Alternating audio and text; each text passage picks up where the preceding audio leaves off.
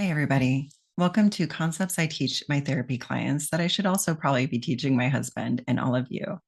Today, we're specifically going to be talking about the purpose of emotions, how things like depression and anxiety are actually trying to help us, even though they can feel really overwhelming at times. Let's start with depression. It can feel heavy, isolating, hopeless, but depression has a purpose. Think of it as your mind and body saying, slow down. Something isn't working here.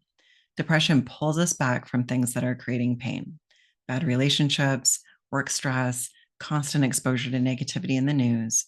In a way, you can call it deep rest. I heard Jim Carrey say that once and I just loved it. Depression wants us to rest deeply, to step away from what's draining us and to reflect on what's truly going on. When we ignore these cues, our body can step in and force rest through physical symptoms like fatigue or illness. We see these accompany depression a lot. It's like your system is hitting the brakes. Now, anxiety works a little differently. While depression pulls us back, anxiety pushes us forward. It's like an alarm system that's trying to keep us safe by saying, fix this now. It often shows up when we're dealing with uncertainty or things that we really can't control, like work pressures, family conflicts, feeling overwhelmed in school. Anxiety wants us to take action, but it can overdo it, making us feel like we have to control everything or solve problems that are really out of our reach. That's when it becomes exhausting and unhelpful. Sometimes our bodies step in, like with depression, when emotions aren't enough to get our attention. Chronic stress can lead to physical conditions like stomach issues, migraines, or even disorders like ulcerative colitis. These are signs that our body is saying, stop. You need to pull back from these stressors because I can't handle this anymore. When we ignore our emotions, our body finds its own way of speaking up, and usually it's through physical disruptions such as those. So, what do we do about it? Once we understand what our emotions and our bodies are telling us, here's three things that we can do.